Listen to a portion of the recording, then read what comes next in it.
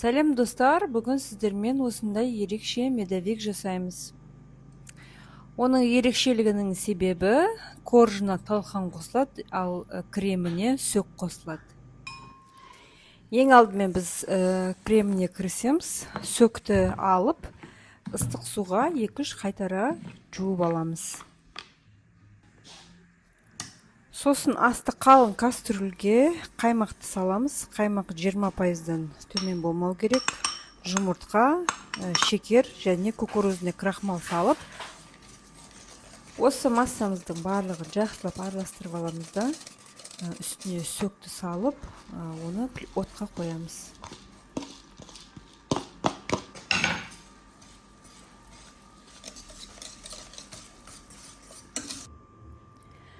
Массамызды жақсылап тоқтатпай араластырып тұрамыз. Ішіндегі кукурузный крахмал мен жұмыртқаның көмегімен қазір ол қоюланады. Қоюланып болған соң, оны плитадан алып, блендермен езіп аламыз.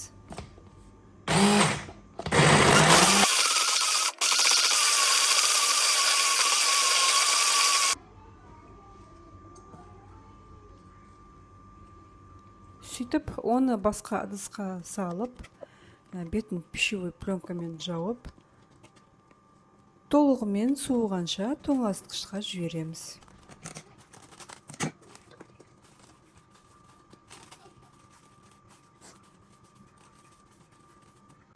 Енді біз бетіне және жанына себетін хрустяшканы жасап аламыз. Бұны ішінде тыққан ұн, шекер және сары май. Осыны жақсылап араластырамыз да, духовкада 200 градуста 5-10 минутта пісіріп аламыз.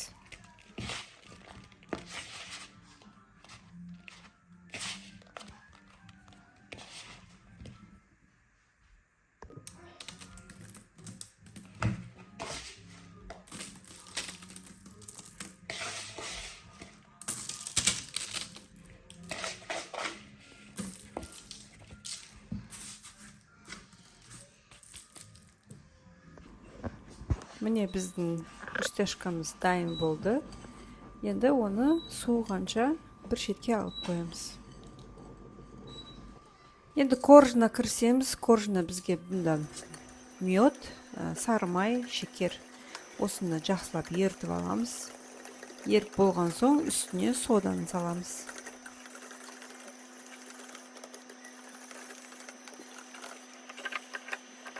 Енді осы массамызға біз содамызды саламыз.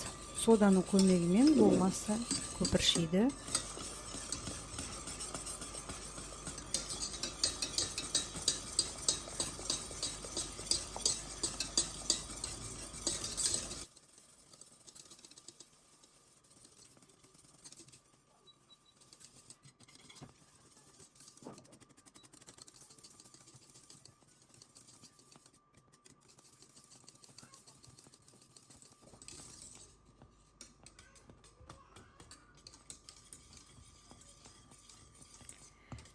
Осылай араластырып тұрамыз да, сарғыш түске енген кезде оттан аламыз.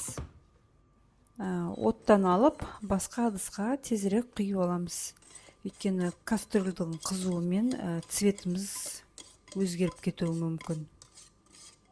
Енді осы массаға біртіндеп жұмыртқаны салып, жақсылап араластырамыз.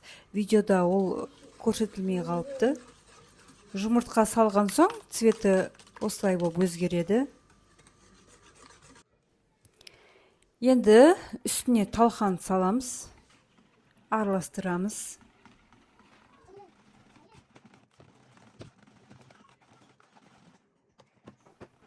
Содан соң ұнды саламыз, жақсылап араластырып аламыз. Енді бұл сұйық қамырымыз суын өзіне тартып алады, сол үшін қоюланып кетеді. Сол үшін біз ертерек жұмыс жасауымыз керек. Мен 7 бөлікке бөліп алдым.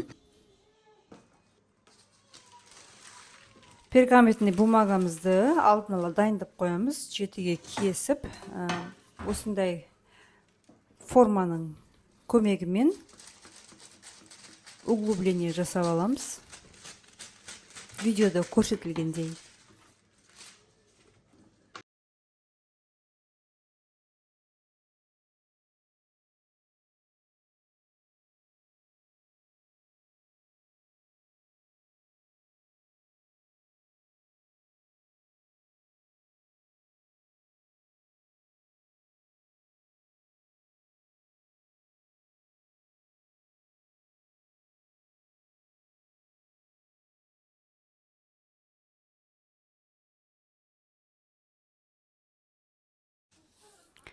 Енді осы пергаментный бумаганы әрқайсысына өлшеп салып аламыз да, тез-тез жайып аламыз.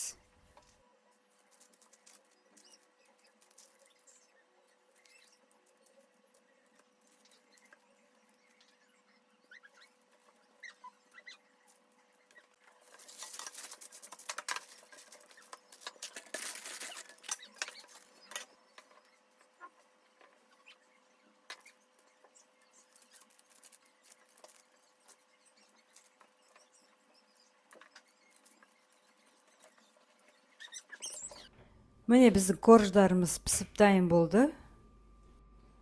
Мына жерде сливки мен сахарный пудра, соны жақсылап взбивать етіп аламыз. Енді осы сливкиға жаңағы алдындағы біздің сүттен жасалған массамызды салып, жақсылап бірге араластырамыз.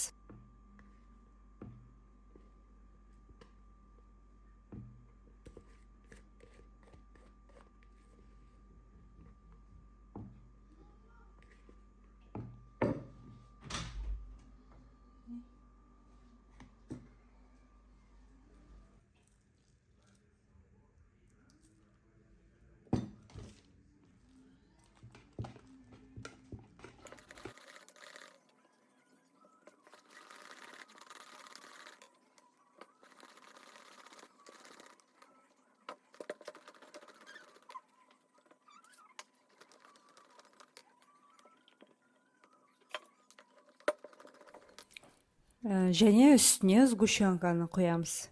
Сгущенканы құйып, оны да араластырамыз.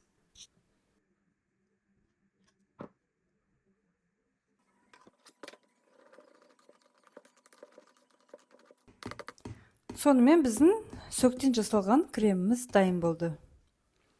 Енді торттың сборкасына кірісеміз.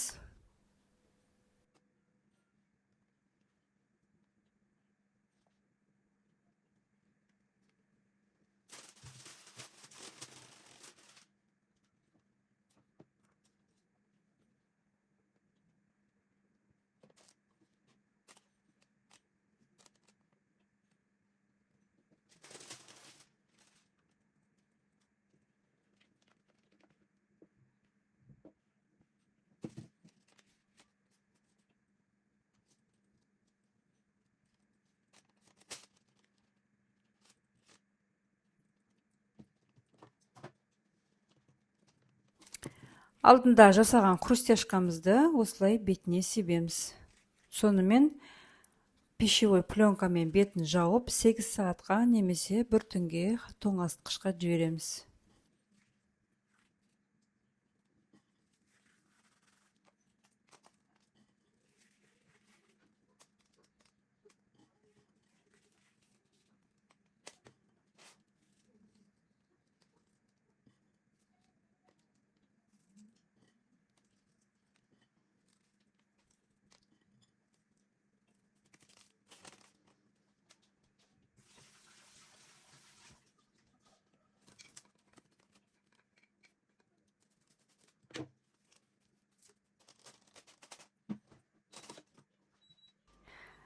Міне менің медовигім тоңазытқышта 8 сағат тұрды. Енді қалған хрустяшкамызды жанына сеуіп шығамыз.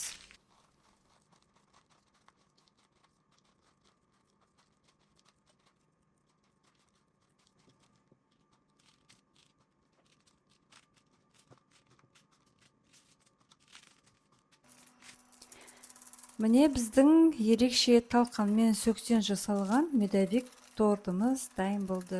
Міндетті түрде жасап көріңіздер. Менімен бірге болғандарыңызға рахмет. Менің каналыма тіркеліп кетуді ұмытпаңыздар. Астарыңыз дәмді болсын, сау болыңыздар.